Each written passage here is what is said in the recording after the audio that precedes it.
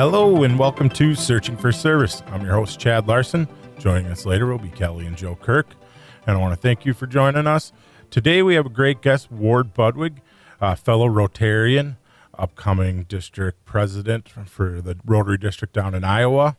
And he shares a great story about how him and his wife biked across the world. So it's a pretty cool story to hear, so tune in.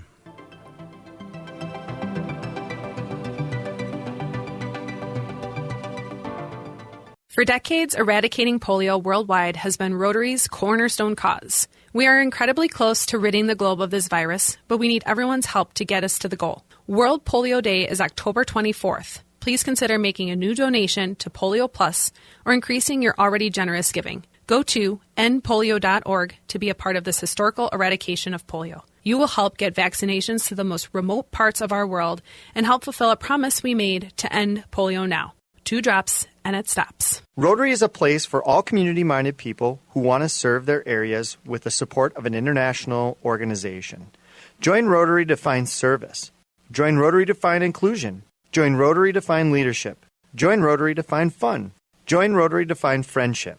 Join Rotary to find a better version of the world. Find a Rotary Club near you at Rotary.org and click on Club Finder. There is a club out there for everyone. Find your fit with Rotary. Rotary.org.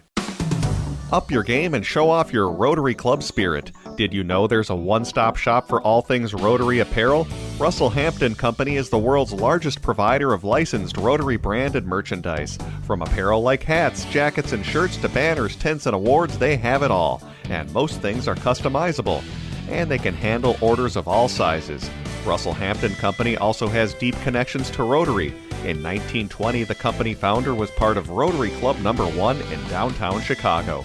Russell Hampton Company models their business on the Rotary 4-way test and gives back 10% of all purchases to Rotary, supporting its global work. So the next time you and your club are out on a service project, arrive with the right swag from Russell Hampton Company to promote your club and Rotary.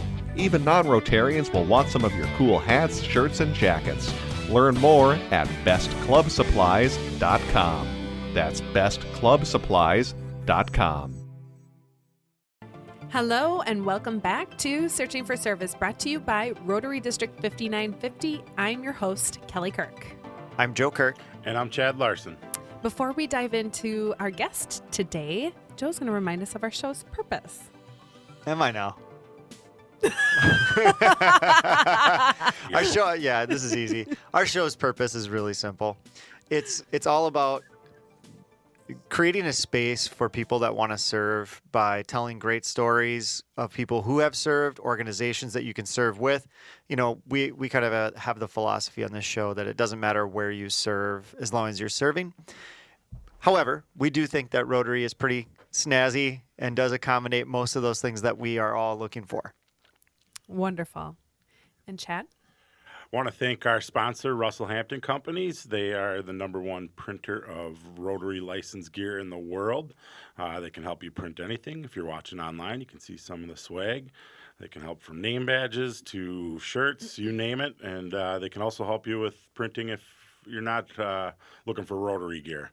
So check them out at russellhampton.com. Awesome. Thank you so much. We enjoy our sponsor and all of their support. So obviously want to acknowledge them. We are going to welcome Ward Budweg, fellow Rotarian, and allow our listeners an opportunity to get to know him a little bit better. Welcome, Ward. Well, welcome to you. Thank you. Thank you. We're happy to have you. Now, we always love the opportunity for our listeners to get a deeper dive into who our guests are. And so can you share with us where you hail from? Well, I live in Decorah, Iowa right now. And I grew up in New Hampton, Iowa, about 35 miles away. So northeast Iowa, we're 15 minutes from the Minnesota border and 35 miles from Mississippi River. So way up in the corner. Very familiar with the Decorah area. I was in track and field and went to Drake Relays at one point in my track career. So that was fun to enjoy. That's in Decorah, Iowa, isn't it? Or am I mistaken?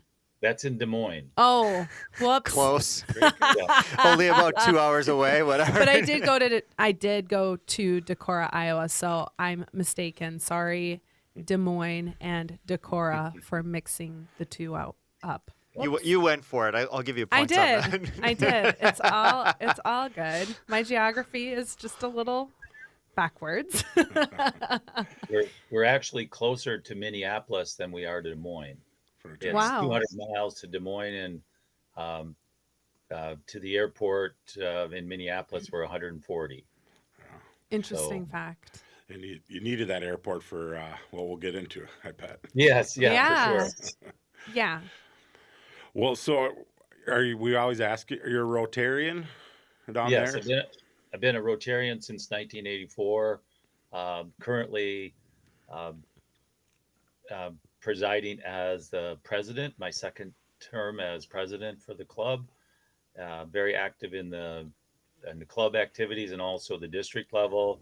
I'm on the RILA board, on the foundation board, and I'm going to be district governor in 25-26. Oh, wow. So, Excellent. so You're doing it. I'm hopefully I'm doing it. I hope I don't get voted off the boat or off the island, but we'll see.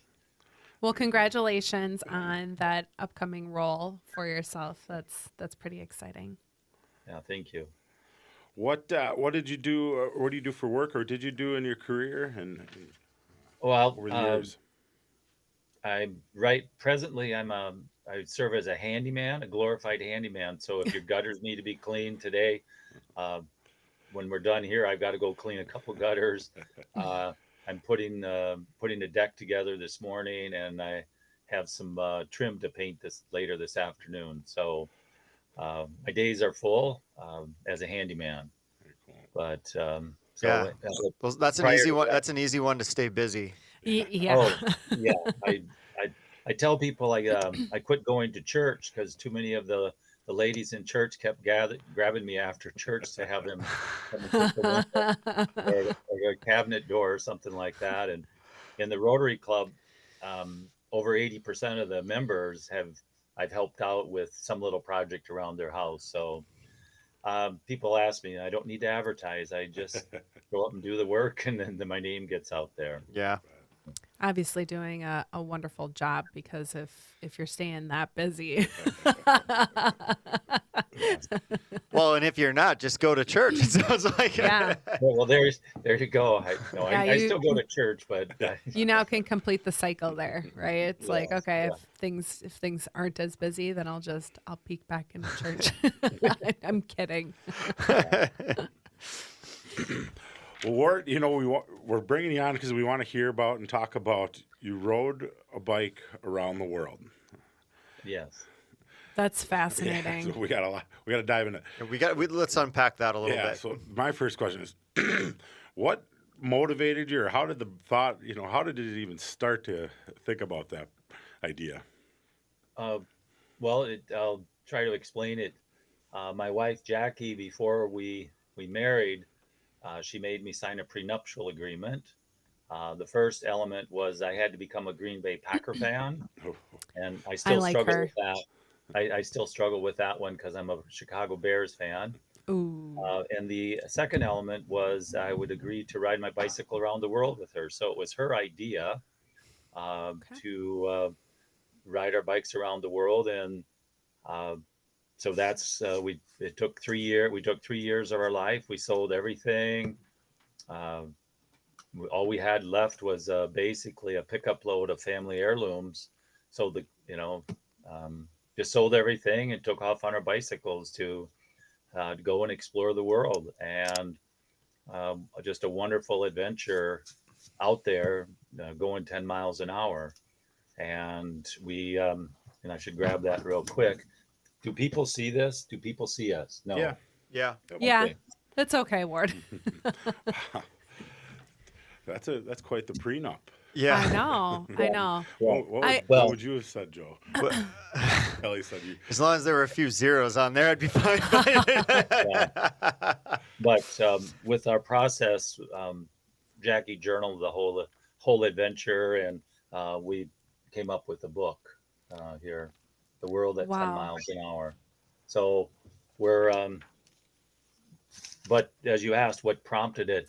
I guess my fourth grade geography book kind of prompted me to look at the world and explore it, because my dad was in World War II, four uncles, all in the military. So we'd receive postcards from Argentina, from Vietnam, and I just go, I'd look in my geography book and say, maybe someday I could go there, and maybe someday I could see that. And I kind of wish I had that fourth grade geography book, because I'd go check, check, check. So that was part of it. Jackie's encouragement of the prenuptial, it didn't take a lot for me to sign that part of it. So it was essentially her vision. And how did, like, where did that come to fruition for her? Well, Jackie, I met Jackie on a bicycle ride across Wisconsin, and Of course you did. yeah, well, where else did you? And then when her and her friend, they rode down the West Coast on the Pacific Highway, and they carried all their luggage with them. And she said it's such a freeing element to know that everything you have is on your bike. That you go where you want, you stop when you want. You're going, like I said in the book, you're going 10 miles an hour, and you go, wow, we smell everything, we hear everything, we can. You're engaged in the world. And she goes, I just love that. And so her vision was to let's bike around the world. And at the time, I owned Decorah bicycles, so I was well versed in what bikes we should use and the mechanical ends of logistics. If the bikes break down, I carried enough tools I could rebuild the bikes completely, which when you're carrying all your stuff, you don't want to carry all the extra tools. But I was prepared, and it actually came quite handy, me carrying the tools. And as we talk about service, I'd actually help fix other bicycles in other countries as I went along, which was just fun. If somebody broke down, I'd help them fix their tire. If something happened to somebody, so that was just a real wonderful thing. It's so interesting. Where did you guys start?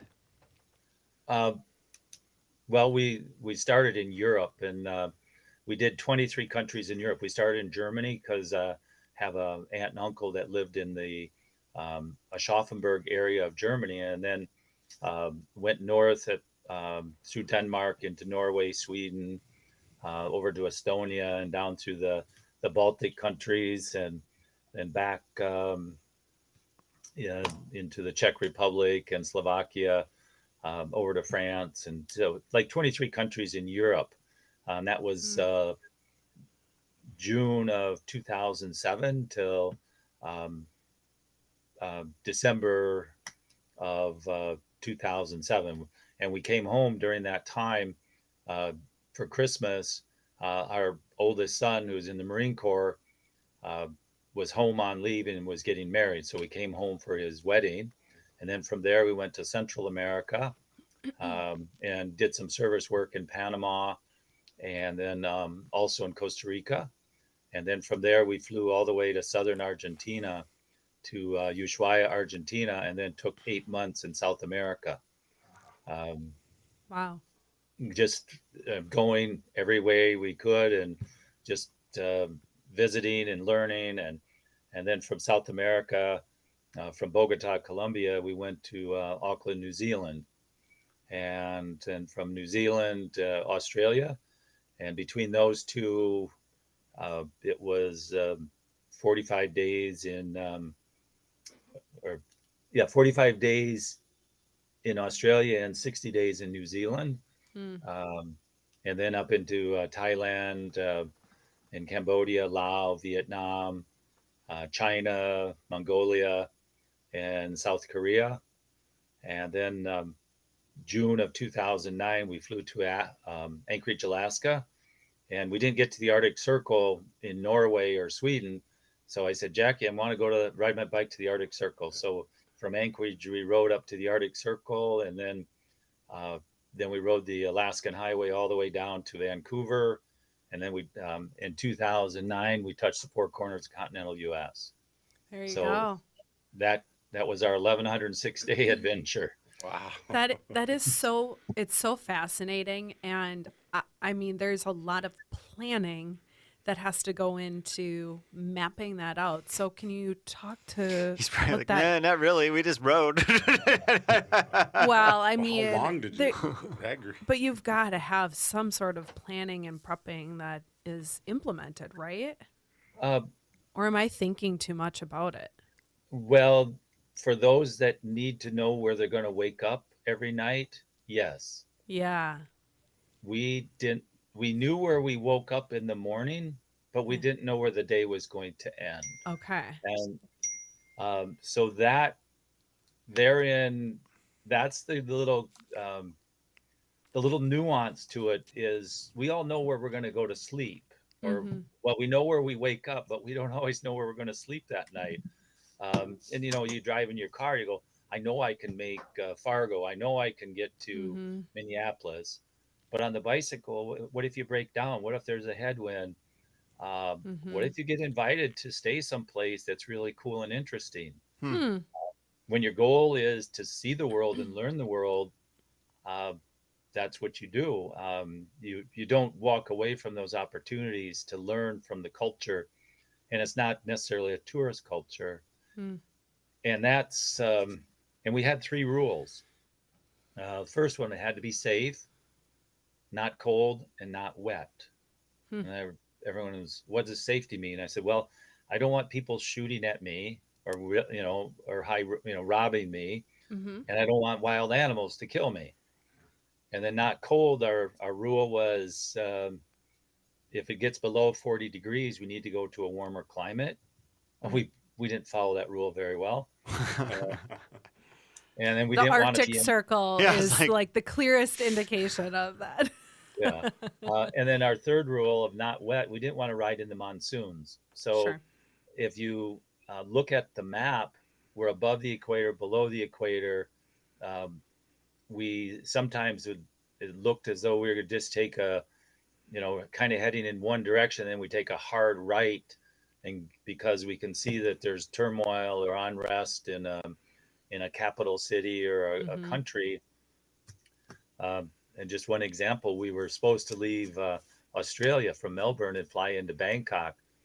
Well, our flight was delayed, no flights in and out. This was in 2009.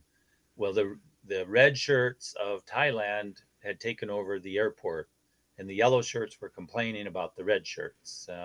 And it was all over the news. And so our flight was delayed for 2 or 3 days. So we just had to stay in Melbourne, Australia at a campground until we could fly out.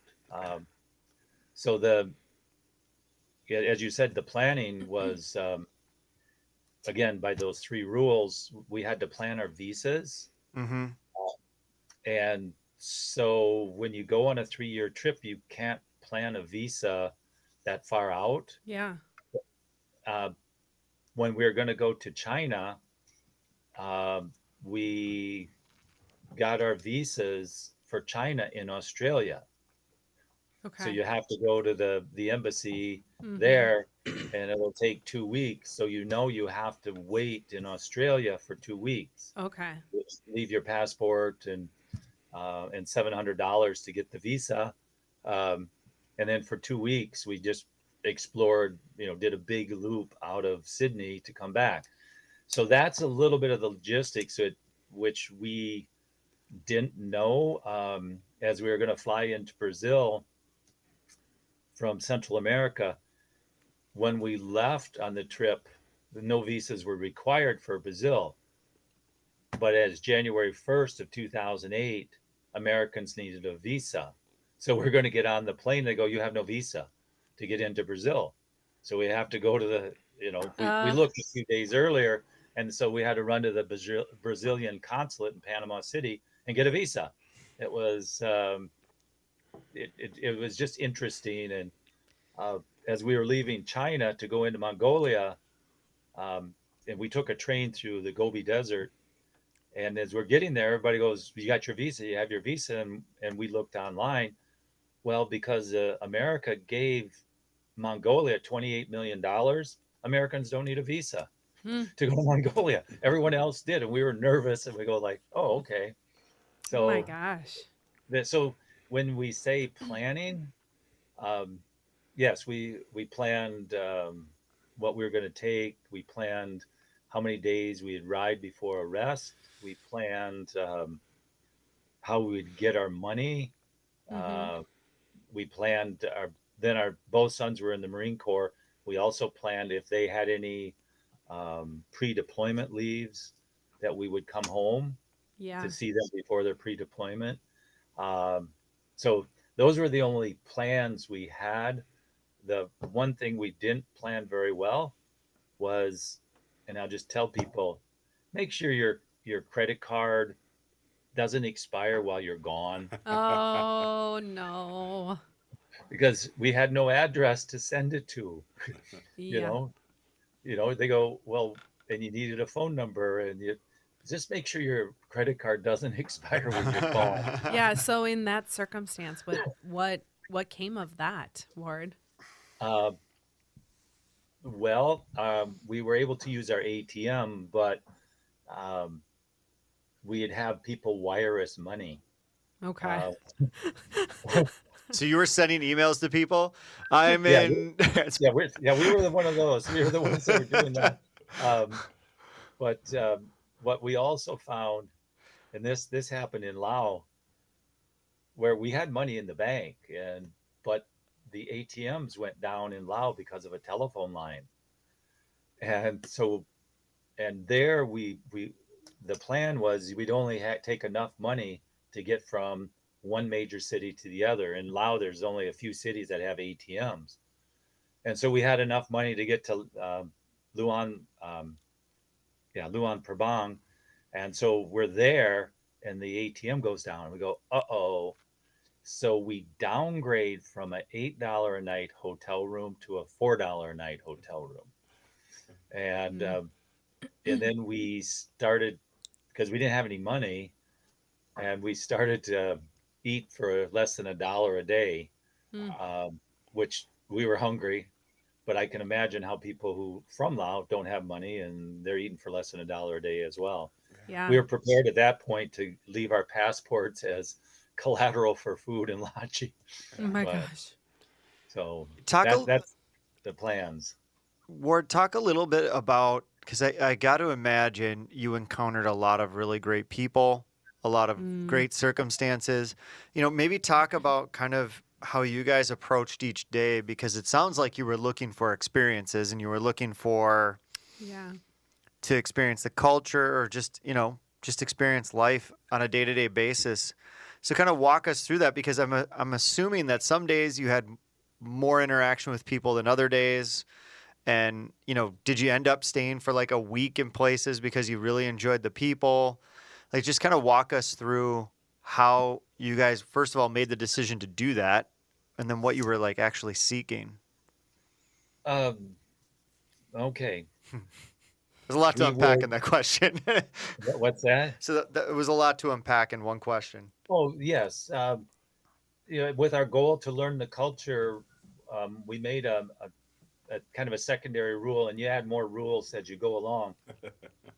But if somebody asked 3 times, you accepted the hospitality. Here in America, we say, "Hey, come stay with me. Come stay with me." They really don't mean it. We don't want anybody to come stay with us. But in a foreign country, if they say, "Come stay with you," they mean it. They're very sincere to that. So we would, if somebody asked 3 times, we go, well, they've asked 3 times. They're sincere to what they're offering us.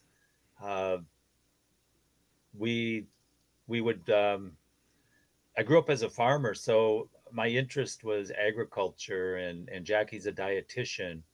And, she's interested in the food. And so, if somebody would say, teach us how to cook, or if I could go through and look at a farm or look at some machinery or something like that, I would just take that in as just a great opportunity to learn. Uh, and as a Rotarian, I was a leader of a group study exchange to Mexico. So I'm interested in any aspect of culture, of education, uh, just anything we can, just to say, um, I just want to learn. And I can say that I'm not prejudiced because I know, I can say, well, our system is good. Theirs maybe could use some improvement, but I'm not going to judge and say, hey, theirs is terrible and bad because, who are we to say anything? We're fortunate. Um, Mm-hmm. and in that, I just feel very blessed um, that during the course of the day, you'd meet somebody and they say, come to our house for dinner. And if we didn't have a real plan for that evening, we would join. Mm-hmm. And it was amazing. I'm going to share a story. We were leaving, we were in Italy and we're leaving Verona, Italy. And Mm, we're, I um, love Verona. yeah, Absolutely it's, beautiful. um, and we're heading towards France. And we just went across the northern part of Italy from Venice and over. But as we were going, we had to go through a tunnel, and bicycles aren't in tunnels, aren't loud. There's exhaust and dirty and noisy, and even with your lights, it's quite unsafe. So this gentleman, Johnny, comes up, and he's on his light road bike, and he he could understand a little English. And I said, "How do we get around the mountain?" And so he took away from his ride on his very light road bike, and us with my bike weighed 130 pounds and Jackie's weighed 70, loaded with all our gear. He went slow enough and showed us how to get across the mountain. And as we got across the mountain, then he said, well, we should have a wine because it was 10:30 in the morning. So we sit down and we have a wine. And then the mailman shows up, Tomasi, and he's a cyclist, and he looks at us and he asks Johnny, he goes, well, who are these people? What's going on? And Johnny explains to him that we're, touring, um, and Tomasi goes, are you hungry? And we go, no, it was again 10:30 in the morning. And he said, no, we're not hungry. And so, but he asked a couple times, and, and then we're heading towards the coast, and we hear, and he's on a scooter and he's delivering the mail, and we hear the scooter come up right next to us, and he goes, are you hungry? So it was the third time he asked. We go, yeah, we're hungry. So he calls his wife on the phone, and we make a left hand or right hand turn through a vineyard, and we end up at his house for Wow. lunch, um, because Johnny, who gave us a ride and said, hey, you need to stop and have a wine because that's what Italians do. And we meet the mailman. And it was just so funny, um, how, you're invited in because he could tell we weren't a threat. Um, it was amazing. What was the like how did you break through the barrier of language? Or were you just encountered by individuals that could speak, some English? Uh, I speak Spanish. Okay. Jackie speaks Spanglish. Okay. And so that's our linguistic skills. We found that a smile goes a long ways. Charades, we use charades quite a bit. Okay. Uh, we also found that we carried a picture book, a picture of our home, our kids, our family, our town, our school, Mm. and we shared that. And generally, that would bring out another person's picture book, and it was just so fascinating. They go that the picture was worth that thousand words, and Yes. just a smile, a smile went. It's unbelievable. Just with a smile, they could tell you were sincere, and uh, in that, I I'll share a story. We're what it's I want to say we were in Estonia, And there is free camping. You can go in the woods and camp. And Jackie said, well, I really don't feel comfortable camping in the woods. I just hear the sounds and I stay awake all night. Said, why don't we just see if we can camp in somebody's yard?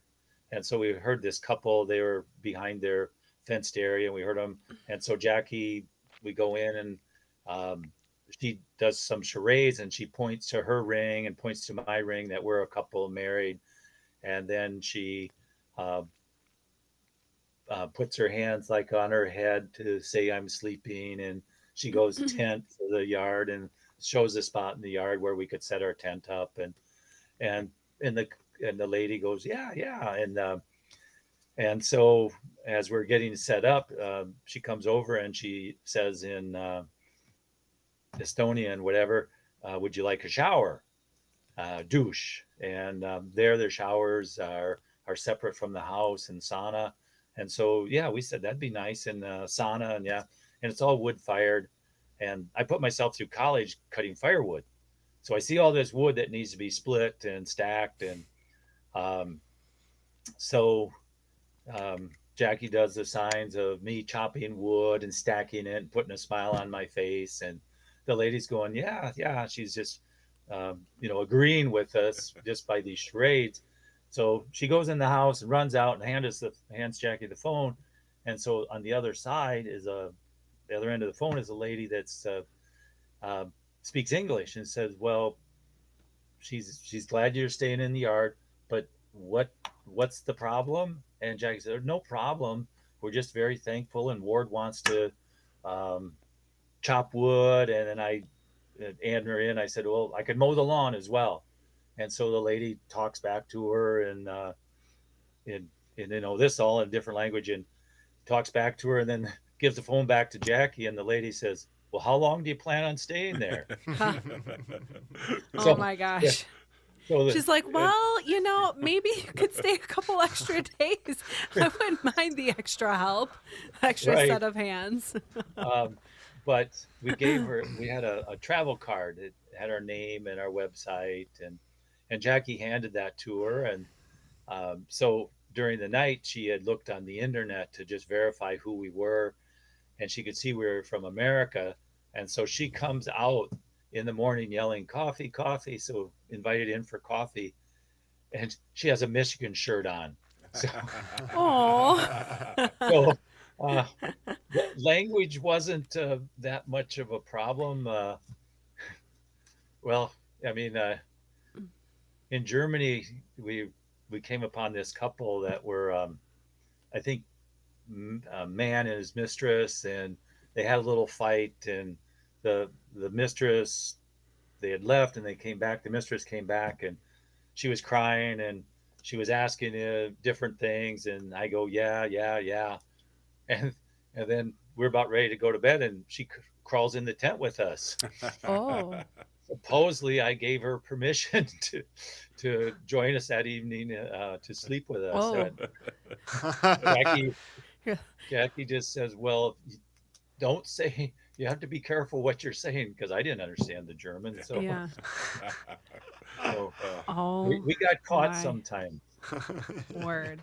Well, it's bound to happen, right? Especially you did this for you trekked around the world on your bikes for about 3 years. Is that correct?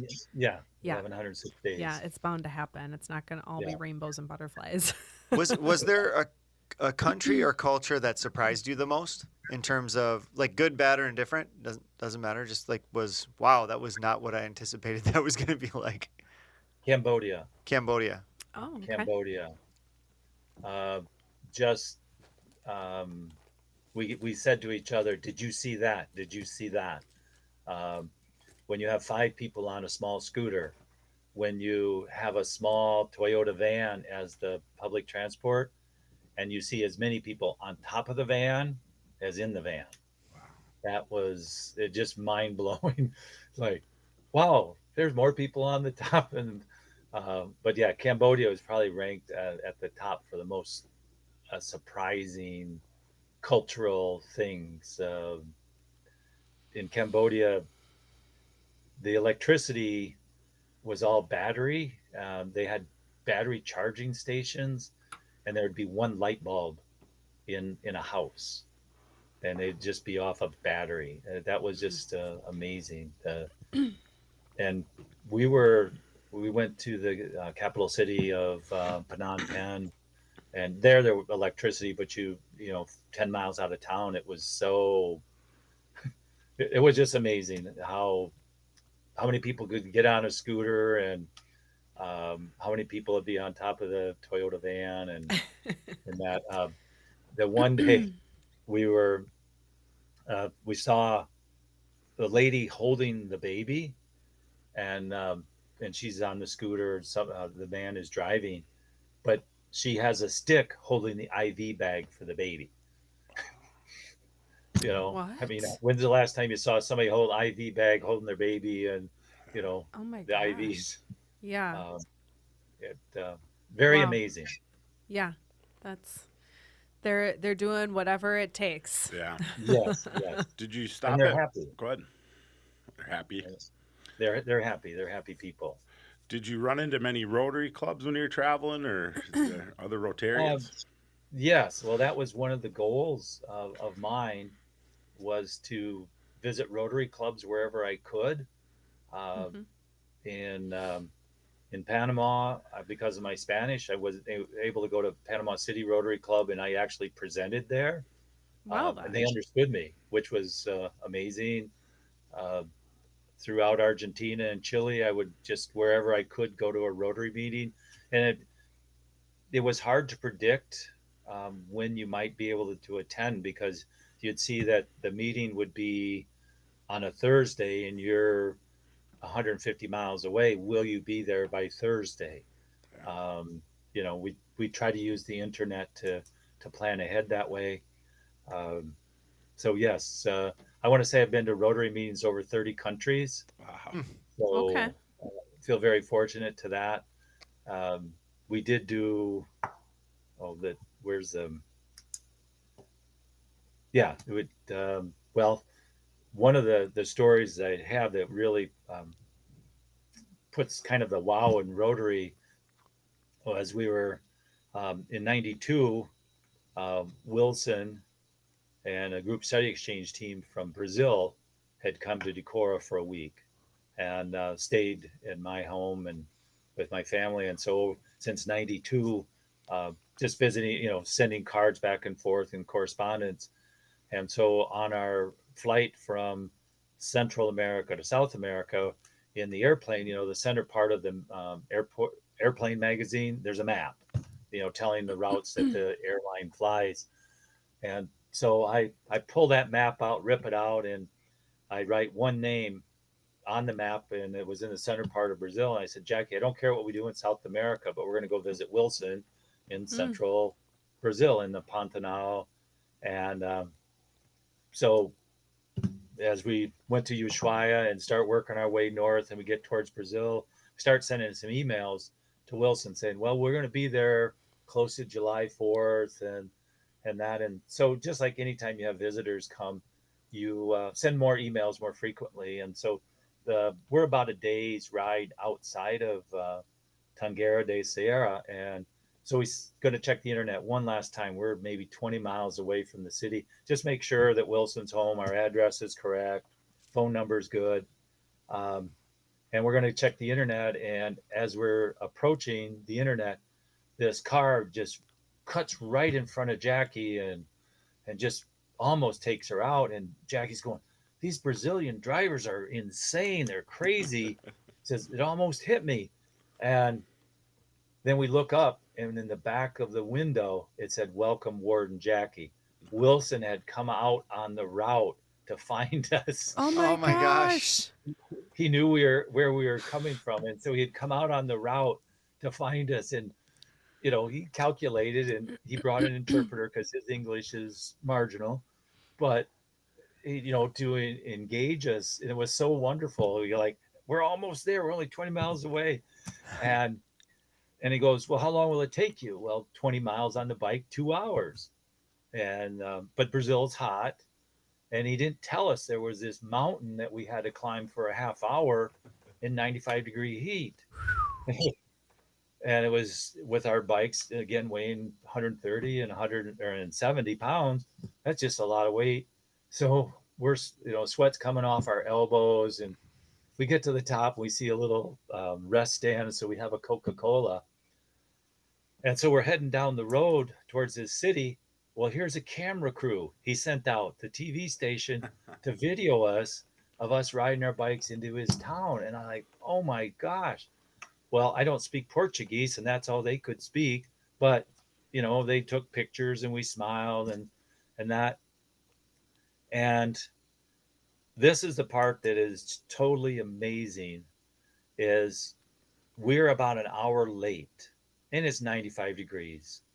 He had his entire Rotary Club at the entrance to his city standing there in the heat for an hour to welcome us in. Wow. And they had a banner that said, "Welcome Warden Jackie to Tangaira de Sierra."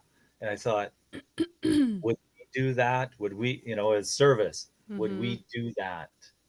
That there was just, you can't beat that. I mean, you can but it was just, it was amazing to have all the Rotarians, the whole club. And then there were 2 clubs in his town, and we went to those Rotary meetings. And we did a service project in Rwanda, Africa, and the Rotarian who was leading that, we went to that Rotary meeting and presented. In Shanghai, went to the Rotary Club there. In South Korea, in there, the Rotary clubs have their own their own house. And so I went there in the afternoon to see what time the meeting was. And they said, it's at 7. So I went back at 7. I had to sit with the president of the club who didn't speak English, but we had an interpreter. I had to sit right next to him as a special guest. And so every beer he had, I had to keep up. And every sake he had, I had to keep up. Oh my gosh. It wasn't that fun. It was fun, but Next day. It was fun until it wasn't fun. yeah, it was. Yeah. But the club just embraced me, and they had gone out because they knew I was coming. They had gone out and bought gifts for Jackie. And so I go back to our hotel. We didn't camp that night. Go back to the hotel, and I said, "This Rotary Club gave you all these gifts." It was unbelievable. But I was a special guest of the president, and all I say to our clubs is we need to turn up a notch. Yeah. You Or came at back least and you're with us. like, so when you were on this trip, did you just put your membership on ice, or how did that work for you? I know that it's kind of a silly question, but I'm still curious. No, our secretary kept my membership up for that time. Cool. So I'm not sure how he did it, for dues and that, but Well, I think I think you can do like honorary membership too. I'm sure that maybe they flipped you to that. Yeah. I've got a really obscure question. You're talking about the weight of the bikes, and you were talking about these mountains or these hills. How quickly did you guys go through brakes? Ooh. I'm thinking about you slam through brakes when you're just on a bike, normal, like 170-pound bike, or how much was it? Your weight and the weight of whatever else Yeah. it is you're carrying. So talk about some of the logistics of the reality of the bike. okay. With me on the bike, it was right at 300 pounds. Mm-hmm. Okay. Bike and myself, about 300 pounds. With Jackie, it would have been about, Careful. 100, her and the bike would have been about 190. Okay. We went through 24 tires during our 33,500 miles. My bike wore out more tires quicker just because of more weight. Mm-hmm. With Jackie's, and we kept track of how many flats. We actually had 100 flats because we'd recorded how many flats we had. And we made a little joke. We worked as a team because I would take the tire off, the wheel off, and I'd pull the tire and find what caused the flat. And then Jackie would prep the tube and then put the patch on it. So we worked as a team for that.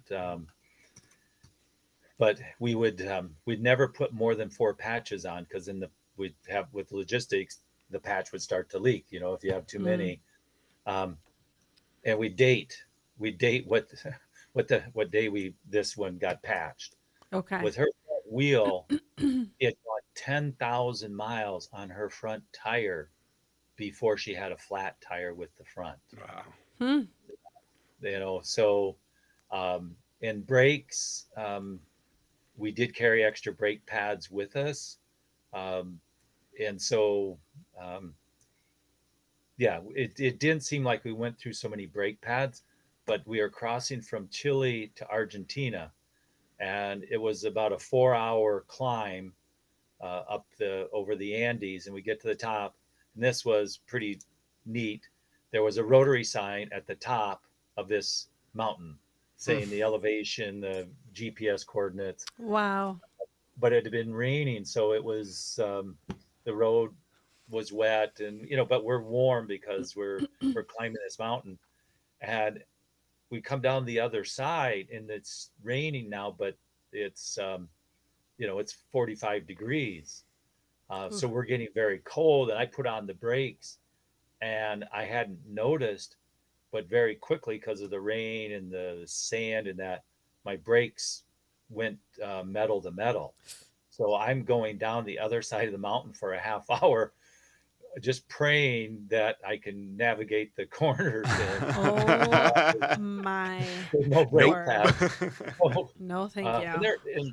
In this part of the world, there aren't any guardrails either. So you're over the edge. You're over the edge. I can legit feel my heart rate increasing just thinking about it. Yeah, he's like, "Hey, be on the bike." Yeah, I know. It was pretty scary. We got to the bottom, and Jackie was wearing a blue pullover top, and we were so cold that her lips matched the color of the top. Wow. Oh my gosh. We were cold, and we're at the border crossing to get everything checked. Well, there are no hotels because we were ready to get out of our wet, get a warm shower gear and get to a hotel. And so that was a very cold day.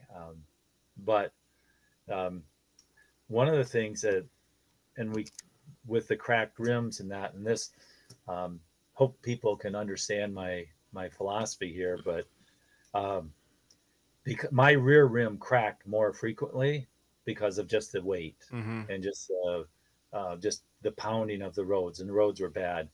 So we were we were in Asia, and my rims had cracked. The rear rim had cracked quite a bit. And because Jackie had the least amount of weight on her front rim, I took my rear rim and unlaced it, and I took her front rim and put it on my rear. So I'd have a good rim on the rear, but now she has a cracked rim on the front. Yeah. She didn't think that was so good. She thought that was kind of mean. And I don't know, maybe just because I increased her life insurance policy during that same time. I love it. None of these things have anything to do with each other. Yeah, none whatsoever. But once we got, and what I did was I would mark on the rim very finely with a marker how far the cracks were. And the cracks didn't increase at all, but when we got to Anchorage, Alaska, and we could get a new rim, I bought a new rim and put it on a new rim. Good call. Redeemed. Good Redeemed, business decision there. Well, Ward, we're at our time. Can you believe how quickly this went? I feel like we could sit here and talk for hours. So many questions. I mean, it's quite incredible. It's such a feat to go through that. So we wanna thank you for thank carving you. out time to talk more in depth about it. Ward, where can people get the book that you guys put together for this? Well, they can contact us if they want a signed copy. Okay. They can send me an email, which is my last name spelled backwards, GEWDUB @yahoo.com. Wonderful. And or they can send me a text. Wonderful. And we'll put all your information on Yeah, the we'll put the into the show website notes. and email in Yeah. the notes so Yeah. anybody listening can check it out. But if they want a signed copy, otherwise we have them on Amazon. All right. Our local bookstore in Decorah has the books and that, but we say the books are free, but the signatures are $20. All right. I love it. Ward, thank you again. It really was an honor to hear all about you and Jackie's trip around the world on your bikes. So thank you for sharing. Well, thank you. Appreciate it. Awesome. Thank you so much for tuning in. We'll be right back. I'm your host, Kelly Kirk. I'm Joe Kirk. And I'm Chad Larson.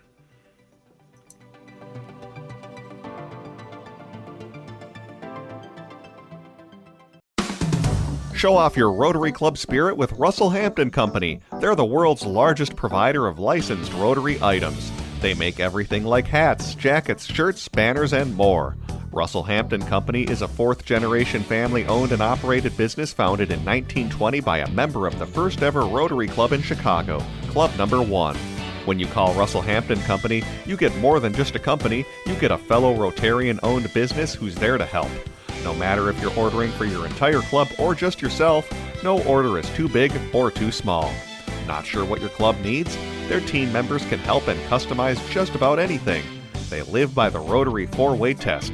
They also give 10% of all purchases back to Rotary to support Rotary's global work. So remember, Russell Hampton Company is your one-stop shop for all things Rotary. Learn more at bestclubsupplies.com. That's bestclubsupplies.com. Russell Hampton Company, Rotarians serving Rotarians. Are you ready to make a difference in your community? Rotary is a great place to get involved in your community and meet passionate groups of people, as well as individuals dedicated to service and fellowship.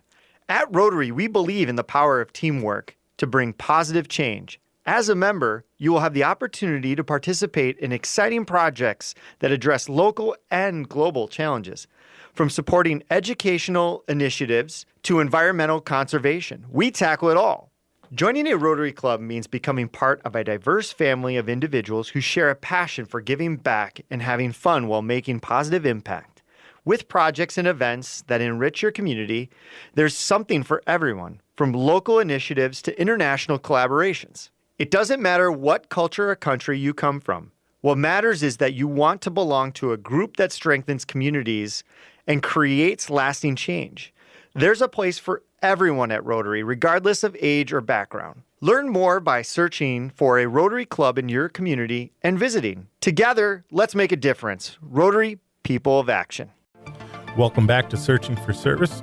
I'm your host, Chad Larson. Thank you for joining us today. We had a great time learning about Ward and his wife's journey across the world, meeting other Rotarians and just experiencing culture. Don't forget to check out his book, The World at 10 Miles an Hour. And again, thanks for listening. It's time to stop searching and start serving. We'll see you next week.